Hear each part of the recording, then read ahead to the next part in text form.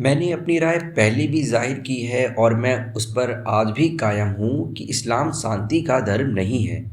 वास्तव में इस्लाम का केवल एक पहलू ही धर्म से जुड़ा है। इस्लाम एक राजनैतिक विचारधारा है। यह एक पूर्ण अवधारणा है कि मनुष्य के सभी मामले कैसे संपादित होने चाहिए। और इस राजनीतिक पंथ में बहुत हिंसा है, बहुत खून खराबा है। इसलिए मेरा यही विचार है कि इस्लाम शांति का धर्म नहीं है। हाँ, पर मुस्लिम लोग शांतिप्रिय बन सकते हैं अगर वो सही शिक्षा हासिल करते हैं।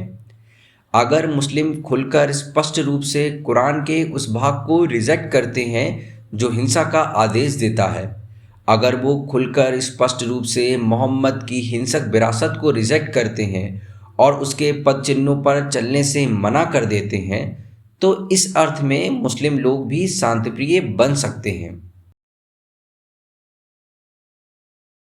तो एक उदाहरण लेते हैं। मैं आशा करती हूँ कि ऐसा ना हो, पर ऐसा कई बार हो चुका है और ऐसा दोबारा भी होगा कि अगर कोई बड़े पैमाने पर गोलाबारी हो और ये ऐसे व्यक्ति के द्वारा की जाए जो अल्लाहू अकबर के नारे लगा रहा था और ऐसा प्रतीत हो रहा था कि अपराधी ने इस्लाम में अपनी आस्था और विश्वास के कारण ही घटना को अंजाम दिया है, और तभी राष्ट्रपति डोनाल्ड ट्रंप खड़े होकर कहें कि यह शांति का धर्म है, इसका इस्लाम से कुछ भी लेना देना नहीं है। अपराधी पागल था या मानसिक रूप से बीमार था या कोई और बहाना बनाए, तो ओहायो, टेनेसी या न्यूयॉर्क में बैठे वोटर के दिमाग में यही बात सबसे पहले आएगी कि राष्ट्रपति सच नहीं बोल रहे हैं, हमसे तो झूठ बोला जा रहा है। और इससे भी बुरा तो यह होगा कि इससे वोटर न केवल चुने गए नेताओं में अपना विश्वास खो देते हैं, पर साथ ही सरकार के संस्थान में उनका विश्वास कम हो जाता है। और मुझे पता है कि लेफ्ट से जुड़े लोगों की तब नीयत अच्छी होती है जब वह ऐसा कहते हैं कि यह शांति का धर्म है और धर्म को आतंकवाद की घटना से अलग करने का प्रयास करते हैं, पर इससे बेकसूर मुस्लिम की इनटॉलरेंस या ऐसी किसी भी चीज़ से कोई सुरक्षा नहीं होती। और वास्तव में ऐसी ही बातों से लोग मुस्लिम को और भी संदेह की नज़र से देखते हैं।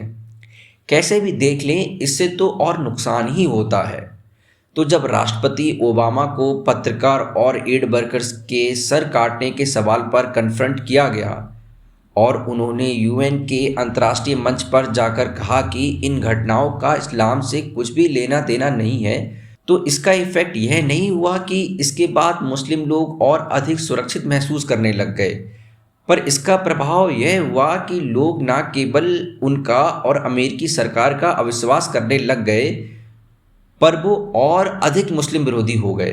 मेरे ख्याल से काफ़ी अच्छा होगा कि अगर सब लोग, खासकर लिबरल लोग, ईमानदारी और खुले तौर पर इस तथ्य को पहचान लें कि इस्लाम शांति का धर्म नहीं है। और यह काफ़ी महत्वपूर्ण है कि लोग मुसलमान और मुसलमानों के बीच की विविधता के बारे में बात करें। ऐसे भी मुस्लिम लोग हैं जो अपनी आस्था को हूबहू रूप में लेते हैं और हिंसक घटनाओं को अंजाम देते हैं, और यह बिल्कुल ठीक है कि ऐसे मुसलमानों से डरा जाए।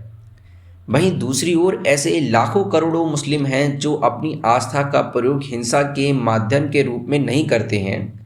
उनको बचाना बहुत ज़रूरी है, पर और भी अधिक महत्ता से अगर हम हिंसक अल्पसंख्यकों से निपटना चाहते हैं, तो हमें शांतिप्रिय मुस्लिम बहुसंख्यक के साथ ईमानदारी से इस्लाम के मूलभूत सिद्धांतों के बारे में बातचीत करनी ही पड़ेगी। And it's completely justified to be afraid of those Muslims.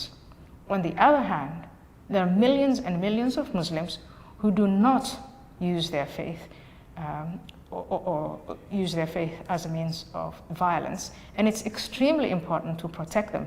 But even more importantly, if we want to deal with the violent minority, we have to engage the peaceful Muslim majority in an honest conversation about the basic tenets of Islam.